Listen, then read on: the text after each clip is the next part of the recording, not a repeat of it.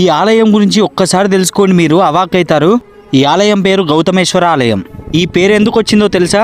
ప్రతి హిందూ దేవాలయాలకు ఒక స్థల పురాణం ఉంటుంది. మరి ఈ దేవాలయం యొక్క స్థల పురాణం ఏంటో ఒకసారి తెలుసుకుందామా? పూర్వం భగీరథుడి ప్రయత్నం వల్ల గంగాదేవి నేలకు దిగే సమయంలో చాలా వేగంతో గంగాదేవి భూమి మీదకి దిగడాన్ని గమనిస్తారు. ఒకవేళ అదే వేగంతో గంగాదేవి భూమిని తాకితే మహాప్రళయం సంభవిస్తుందని భావించినటువంటి పరమశివుడు తన జటాజూటాల్లో గంగాదేవిని బంధిస్తాడు. ఆ తర్వాత మెల్లిమెల్లిగా గంగను భూమి మీదకి వదలడం మొదలు పెడతాడు. అలా కొన్ని కాలాలు గడిచాక ఇంకా గంగాదేవి శివుని జటాజూటాలలో ఉండడం చూసినటువంటి పార్వతీదేవి చిన్న అలకను వినాయకుడు గమనిస్తాడు. అమ్మ ముఖంలో సంతోషం ఎలా తెప్పించాలని ఆలోచించినటువంటి వినాయకుడు మంతని అనే ప్రాంతంలో ఉన్నటువంటి గౌతమ ముని ఆశ్రమానికి వెళ్తాడు. ఆ మునికి వ్యవసాయం ఉంటుంది. అయితే గంగాదేవిని ఎలాగైనా భూమి మీదకి దించాలని పట్టుబట్టినటువంటి వినాయకుడు ఆ ముని యొక్క పొలంలోకి ఒక ఆవును పంపిస్తాడు.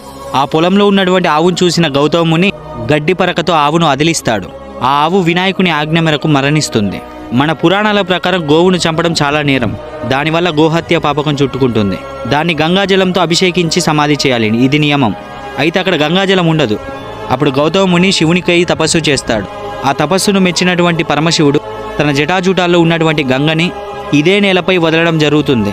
అయితే అతని తపస్సు ఫలించినటువంటి కారణంగా శివుడు ఈ ప్రాంతాన్ని ఆలయాన్ని గౌతమేశ్వర అనే నామధేయంతో పిలుస్తాడని వరమిస్తాడు. ఇదే ఈ ఆలయం యొక్క స్థల పురాణం. ఇలానే ప్రతి ఒక్క దేవాలయానికి దాని యొక్క స్థల పురాణాలు ఖచ్చితంగా ఉంటాయి. మనం దేవాలయానికి వెళ్ళి దర్శనం చేసుకునేటప్పుడు ఖచ్చితంగా దేవాలయం యొక్క స్థల పురాణం తెలుసుకోవాలి. ఈ దేవాలయం కాశీ, సోమనాథ్ లాంటి దేవాలయాలతో సమానంగా పూజలు అందుకుంటుంది. ఈ దేవాలయం యొక్క నిర్మాణాన్ని కూడా ఏకశిలతో రూపుదిద్దడం జరిగింది. మరి ఈ దేవాలయాన్ని మీలో ఎంతమంది దర్శించుకున్నారు? కామెంట్ చేయండి. అండ్ ఖచ్చితంగా ఈ వీడియోని ప్రతి ఒక్కరికి షేర్ చేయండి.